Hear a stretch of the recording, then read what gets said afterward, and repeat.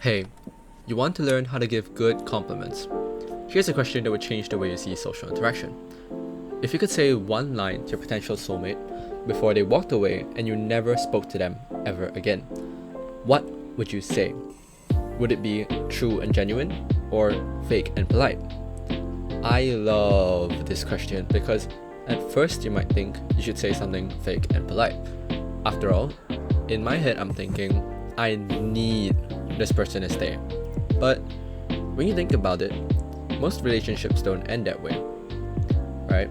Let's say your best friend is migrating or moving out of state. You know you'll probably never see them ever again. So you probably won't tell them, see you next time, I know you'll do great, bro. You probably absolutely want to spill your guts out to them and tell them, I love you, bro. I'm gonna miss you so much. I'm gonna miss all those times you spot from me in the gym, and I'm gonna miss all those times you would just mess around after class. You're such an amazing person, and I'm so grateful I had you in my life. No matter what, I won't forget you, and I'll keep reminiscing the old times. Okay, you get the point. When you limit the time you have left with someone, this is when you truly realize why this person is actually important, but also what you appreciate about them. That is what you compliment them with.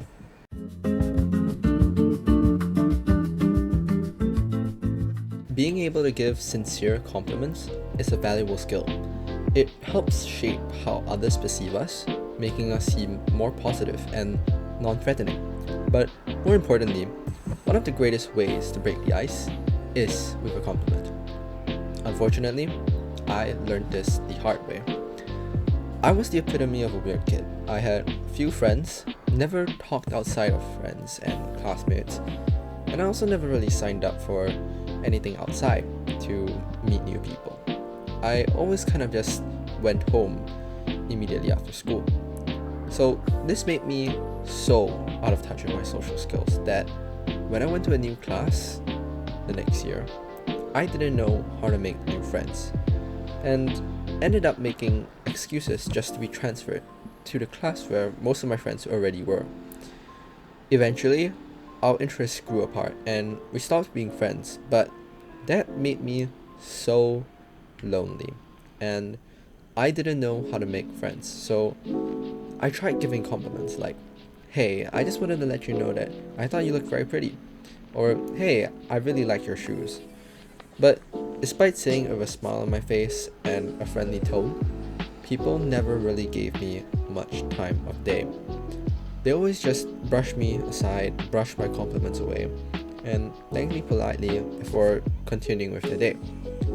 And that's when I went online and spent hundreds of hours learning all I could about breaking the ice. After looking at countless scientific studies, interviews, Reddit forums, videos, and even getting out there to compliment people in parks, I found 3 necessary elements that you can take advantage of to give a good compliment. So, number 1, align the ego. A compliment has to be aligned to the ego of the person receiving the compliment. The key of a good compliment is one that is accepted by the person receiving the compliment. So this requires us to understand how the person thinks and the psychology of the person that you're complimenting. We all want to see ourselves as valuable, and even more so to be seen by others as valuable. It's not enough for us to see ourselves as valuable, we need the validation that comes from others. Then you might wonder, what are some genuine ways of constructing a compliment which inevitably aligns with the recipient's ego and thus is accepted? Well, obviously we need to be able to understand this person's ego and sense of self in order to imitate and mirror that self-image. So how do we do that?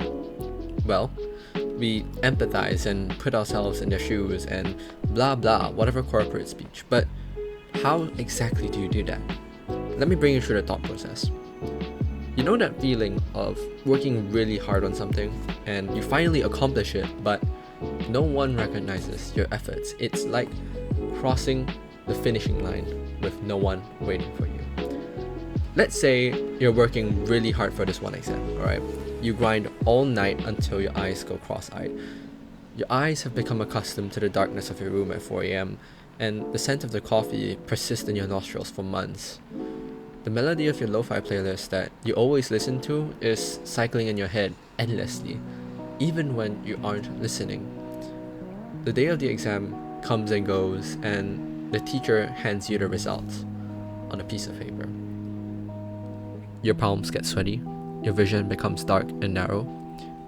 You slowly flip the paper in anticipation before you see the score. And let's go! You got the grade that you wanted. You scan the room looking for your close friend, only to see him chatting with someone else.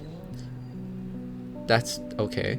You seek the teacher, but she's consoling another student that did badly. Well, that's her job, right? You go home and you tell your parents the good news, but they clearly aren't interested and tell you, good job. Good job. As they continue to type away at their work. Think about why you did all those things. Think about what you wanted to hear.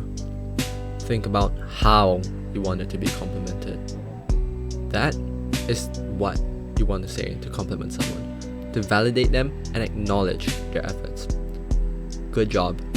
You worked so hard, spending so many days making concise flashcards, studying specific word meanings, and practicing hard to get this grade. You really deserve it. Okay, this might have been too niche of an example.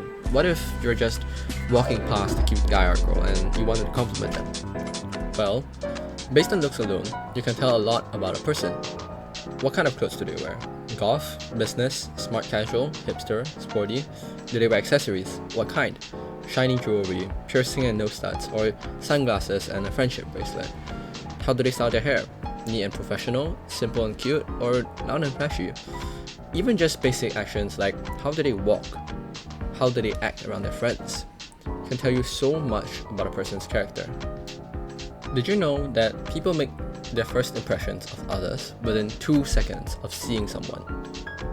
Well, you can use introspection to extrapolate and infer all of these mini impressions you make of a person within catching sight of them. Heck, there are probably consistent traits between people you're attracted to. That's called a type, damn it.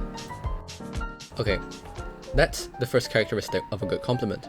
But what others are there? What do you think about the comments, you're pretty or you're nice? Nothing really, right? Just, oh, thanks, and you walk away. Compared to, hey, I think the way you dyed your hair was really pretty. Or, hey, I love the energy you give off of this outfit. The saturated top goes so well with the white bottom. The difference here comes with the detail. I've got 2 paragraphs here written by AI. One is describing their wife and was told to make it sound genuine, while the other one was told to make it sound generic. Yeah, my wife has this steadiness that anchors every conversation, listening in a way that makes you feel fully seen. Her laugh is quiet but warm, like she's genuinely amused and it's not just performing joy. She remembers all the tiny details, the tea order, the book you once mentioned, and her presence just makes stress dissolve without effort. Yeah, my wife is really nice to be around and supportive. I like how she laughs and she's comfortable to talk with. Being with her feels good and peaceful. It's very obvious that the first one sounds a lot more genuine, like a man writing a poem about his wife. But here's something that you might have missed. The first paragraph has a lot of quantifiers. These are words like every, fully, just, all. These words give a sense of scale and make it a lot easier to be imagined by the person receiving the compliment. Because if I were to just tell you to give me some water, you might give me a spoon, a ladle, a pot, or even a swimming pool. By not quantifying, you leave it up to the receiver's interpretation. To increase the chance that your compliment is accepted by them, it has to be quantified by you. But be careful there. You might think you should use expressive and exaggerated quantifiers, but being over the top is bad too. In today's day and age, people make offensive and sarcastic jokes all the time. And when the line between insult and joke starts to blur, it's no wonder that people start to misinterpret compliments as sarcasm. Remember, it's about being aligned with the person's ego. Give grounded compliments, not, wow, you did the dishes. Instead, you should say, hey, you did the dishes and I really appreciate that. Good job. Now, lastly, give them the space to talk about themselves. Ultimately, part of giving them a compliment is to initiate a conversation. And a conversation should be an equal exchange between parties. So stop doing the heavy lifting. Most people are pretty competent in holding a conversation as long as you give them the chance to. So let others talk too. But how do you incorporate this into a compliment? Well, it's easy. Just ask about the thing you're complimenting. Imagine you were supposed to do a presentation and you put in extra effort to ensure that the fonts you used were very nice. You even went out of your way to write a new font. So obviously you would want someone to tell you, hey, I really like the font you use. What font is it? You see, by asking this question, you prompt them and give them strings to tug at, to talk about, rather than forcing the initiative on them to come up with something to carry on what you said. So, those are my 3 tips, but just some final, crucial comments. Remember, the function of a compliment is to make someone feel good about themselves. They must be able to hear the compliment and go, yeah, good job on myself for that. Now, this has a crucial ramification. It may not seem like much, but not all people can take compliments. You know how some people just explode when they're given criticism? The same thing can happen for compliments. Fundamentally, it's an issue of the person's ego. The first case being that you have too high of an ego, while the second case about compliments is that they have too low of an ego. Sadly, there are just some people who, no matter how you compliment them genuinely and with science-backed methods, they'll never be able to feel happy about it. There's literally a study on the paradoxical effects of compliments and criticism, and how some people feel that they're perceived as low ability when they're complimented and high ability when they're criticized. So don't worry, you shouldn't sweat it because you tried to do something nice by complimenting them, and if they can't accept that, it's not on you. Focus on what you can work on. The long-term goal here is to have a conversation, and a compliment is just the start. Now, follow along as I learn more about life and post life advice, just like this one.